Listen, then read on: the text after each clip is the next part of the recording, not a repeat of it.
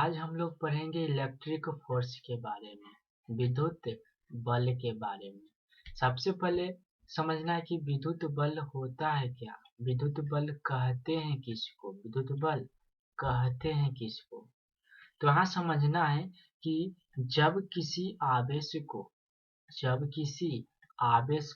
किसी चार्ज को विद्युतीय क्षेत्र में रखा जाता है, विद्युतीय क्षेत्र में रखा जाता है। अब बात आता है कि विद्युत क्षेत्र किसे कहेंगे, तो वैसा क्षेत्र जिसमें किसी अन्य आवेश को ले जाने पर आकर्षण या प्रतिकर्षण बल का अनुभव करता है, उसे हम विद्युतीय क्षेत्र कहते हैं।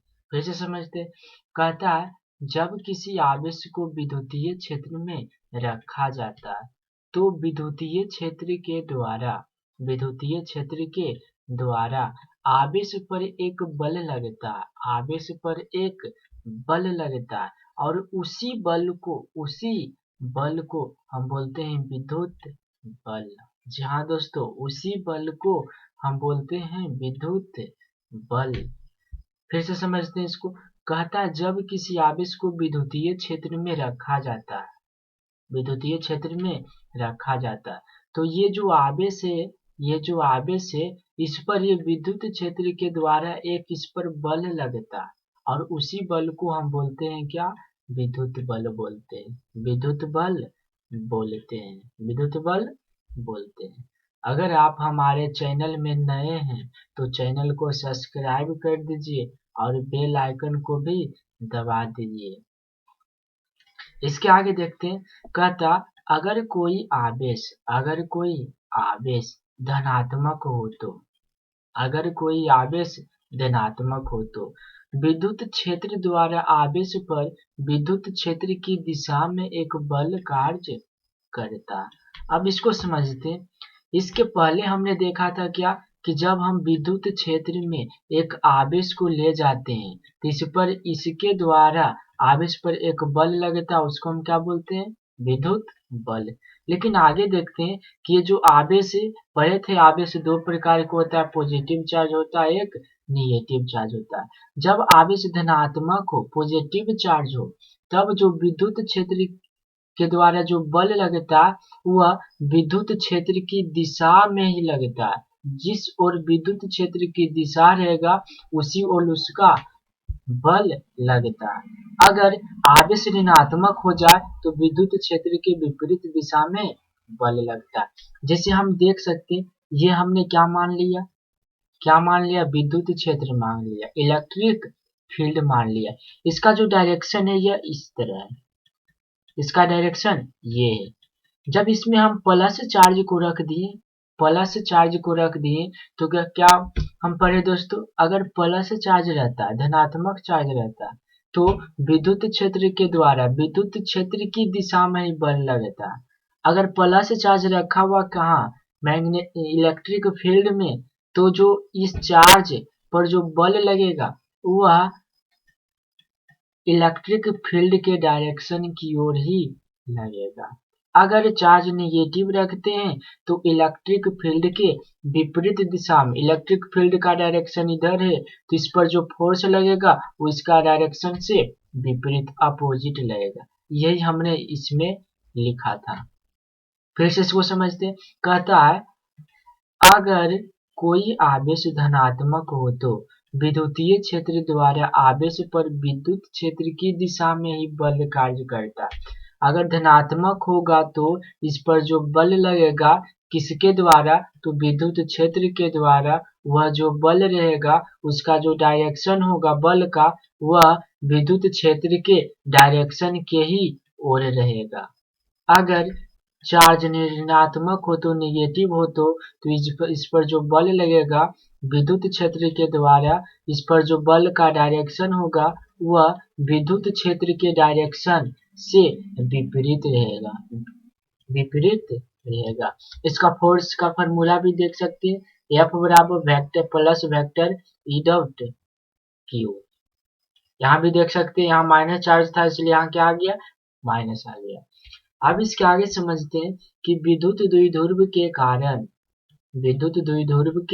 कारण इलेक्ट्रिक डायपोल के कारण समरूप, यहाँ समरूप विद्युतीय क्षेत्र में, समरूप विद्युतीय क्षेत्र में बल आघूर्ण, जिसको हम बोलते हैं टॉर्क, जिसको हम बोलते हैं टॉर्क, इसको क्या दे पढ़ते, टॉर्क।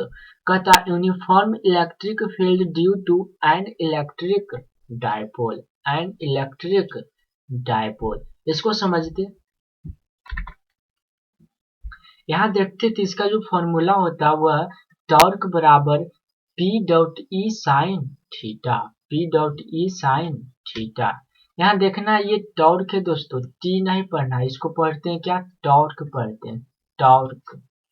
इसमें सबसे पहले समझना है कि कोई भी जो व्यंजक होता है इसको प्राप्त करने के लिए सबसे पहले इम्पोर्टेंट क्या होता है दोस्तों, चित्र होता है। सबसे पहले हम क्या समझेंगे, चित्र को समझेंगे। चित्र में देखते हैं तो सबसे पहले चित्र में मैंने क्या किया, तो चित्र में मैंने इलेक्ट्रिक फील्ड को ले लिया, विद्युत क्षेत्र को सबसे पहले ले लिए।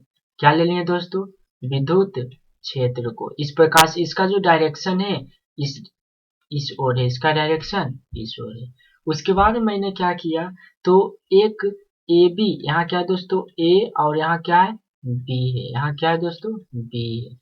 ए और बी एक विद्युत द्विध्रुव को ले लिए, एक विद्युत द्विध्रुव को ले लिए। अब जहां ए बिंदु था वहां दे दिए माइनस क्यू चार्ज, और जहां बी बिंदु था वहां दे दिए प्लस क्यू चार्ज। ये दोनों के बीच की दूरी क्या होता है दोस्तों, पहले ही पढ़े थे कि यहाँ से यहाँ तक एल होता है, यहाँ से यहाँ तक एल होता है, तो टोटल क्या हो जाएगा, 2l हो जाएगा। यहाँ तक समझ में आ गया। चलिए आगे देखते। तो आगे अभी जस्ट पढ़े क्या कि प्लस चार्ज के कारण जो बल लगेगा, फोर्स लगेगा, वह इलेक्ट्रिक फील्ड विद्युत क्षेत्र के डायरेक्शन की ही ओर लगेगा। अर्थात यहाँ प्लस से यहाँ जो बल लगेगा किसके, ये जो फील्ड के, ये इलेक्ट्रिक फील्ड के कारण इस पर एक बल लगेगा, उसका जो डायरेक्शन होगा वो किधर होगा, इलेक्ट्रिक फील्ड के डायरेक्शन की ही ओर। यहाँ पे क्या फॉर्मूला क्या हो जाएगा, F बराबर plus Q E, plus Q E.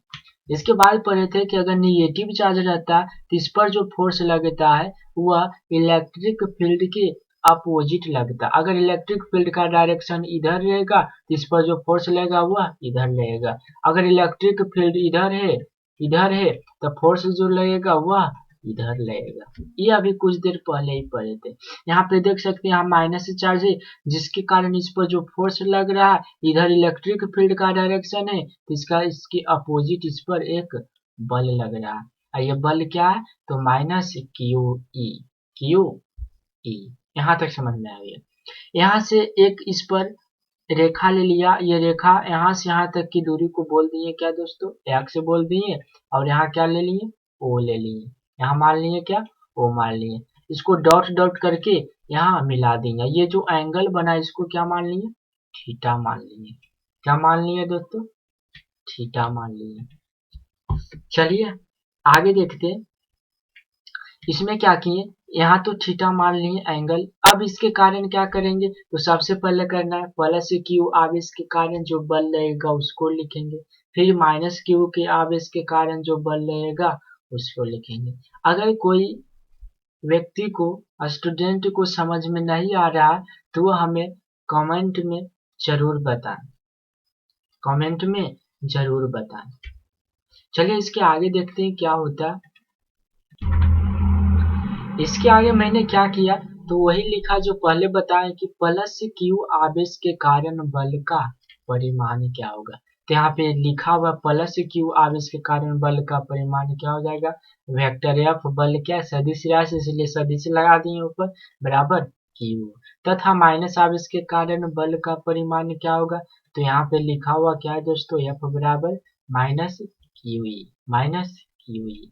इसके पहले थोड़ा सा बताना चाहूंगा, ये चित्र में मैंने जो किया उसको लिखना होता, उसको लिखेंगे कैसे, तो बस जो चित्र में किए उसको छोटी सी भाषा में लिख दो। जैसे हम यहाँ एक लिख दिए कि माना ई एक समरूप विद्युतीय क्षेत्र है, समरूप विद्युतीय क्षेत्र है, यानी ये ई मान लिए क्या है, ये समरूप विद्युतीय क्षेत्र है जिसमें ए बी, यहाँ क्या है दोस्तों ए और यहाँ बी एक विद्युत द्विध्रुव को ले लिए, जिसका द्विध्रुव आघूर्ण क्या होता है, P बराबर Q इंटू 2L होता है, पहले ही पढ़ चुके, तथा दोनों आवेशों के कारण बल का परिमाण समान है।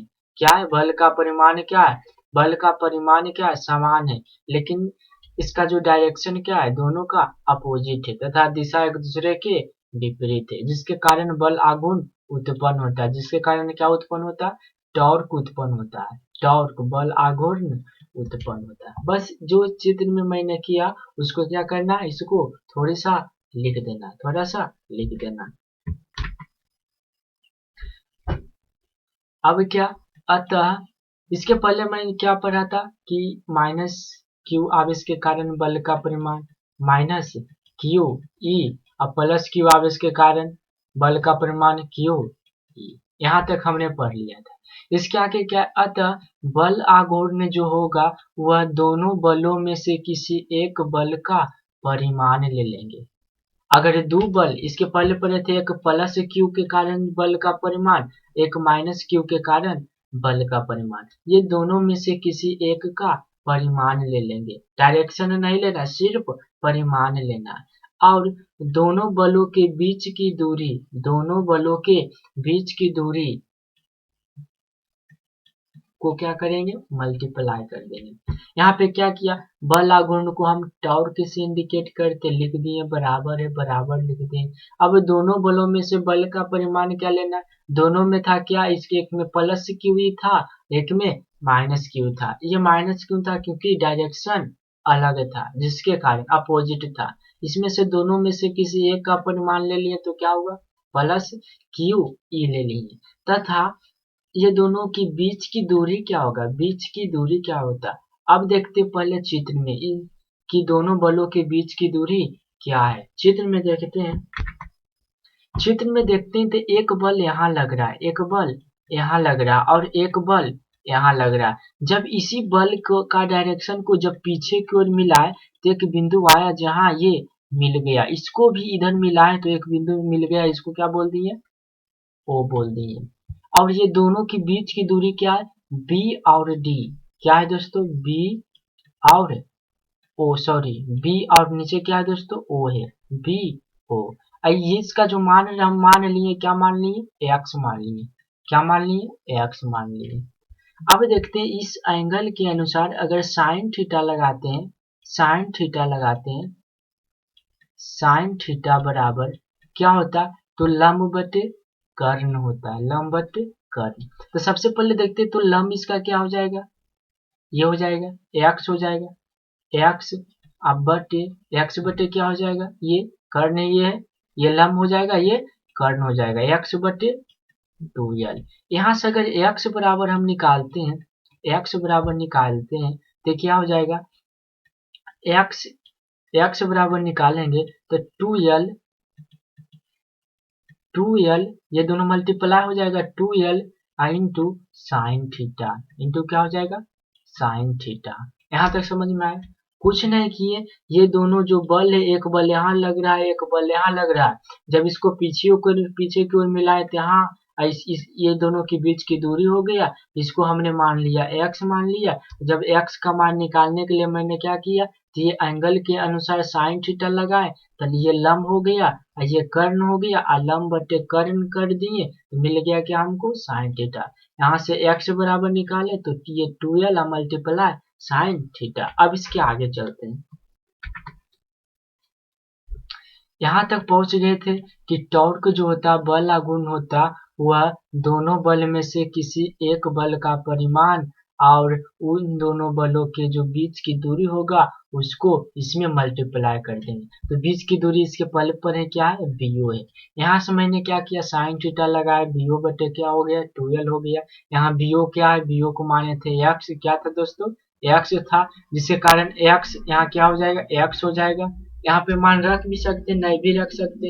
यहाँ से मैंने बीओ बराबर निकाले तो क्या हुआ, 2l into sine theta, 12 into sine theta. यहाँ पर मैंने क्या किया, टॉर्क लिखा बराबर है, बराबर लिख दिए क्यू इंटू ई, क्यू इंटू ई, यहाँ मल्टीप्लाई मल्टीप्लाई दे दिए, यहाँ बीओ की जगह क्या लिख दिए, यहाँ देख सकते हो दोस्तों 12 into sine theta, 12 into sine theta. यहाँ पे एक्स भी लिख सकते हैं, एक्स बराबर 12 इंटू साइन थीटा। जब यहाँ पे क्या मानेंगे, एक स्टेप लंबा हो जाएगा, फिर यहाँ पे हमको क्या मानना पड़ेगा, एक्स मानना पड़ेगा, फिर एक्स की जगह क्या मानना पड़ेगा, 12 इंटू साइन थीटा, जिसके कारण मैंने शॉर्ट कर दिया।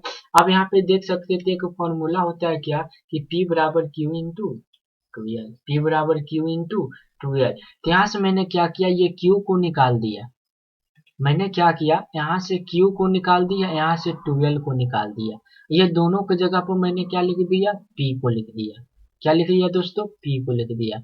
अब बचा मल्टीप्लाई ये E, P डॉट E हो गया। अब बचा क्या दोस्तों, साइन थीटा, यहाँ क्या हो गया, साइन थीटा। यहाँ तक समझ में आया होगा।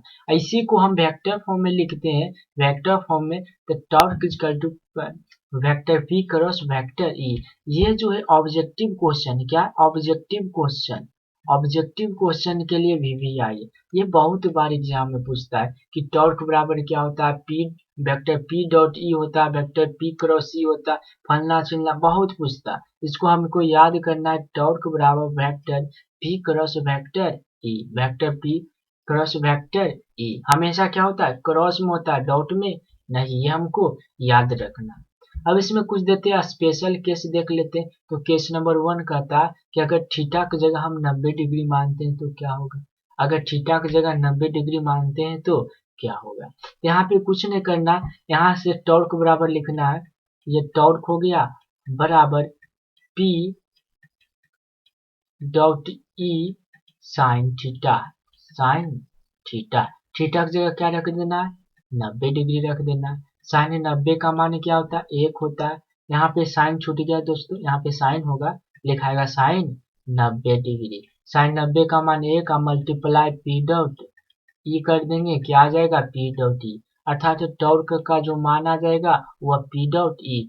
जब क्या इधर P हो जाएगा, इधर E हो जाएगा, इसका इन दोनों के बीच कितना डिग्री होना चाहिए, 90 डिग्री एंगल होना चाहिए, तब इसका जो टॉर्क आएगा P डॉट E आएगा। इसको जब वेक्टर फॉर्म में लिखते हैं तो vector P cross vector E कब, जब एंगल 90 डिग्री, जब ये दोनों एक दूसरे के परपेंडिकुलर होता है, तब torque equal to vector P cross vector E। ये क्या होता है, इसका मैक्सिमम अधिकतम होता है टॉर्क का मान।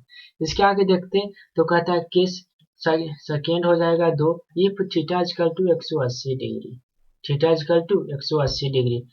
इसके बाद क्या करना है, फिर से लिखना है टॉर्क, टॉर्क बराबर P dot E sine theta, sine theta की जगह क्या रख देना है, 180 डिग्री, 180 डिग्री। हम जानते हैं दोस्तों कि 180 डिग्री का जो मान होता है वह 0 होता है, और 0 में कोई भी संख्या को मल्टीप्लाई कर देते हैं, उसका जो मान आ जाता है वह 0 आ जाता है, 0 आ जाता है।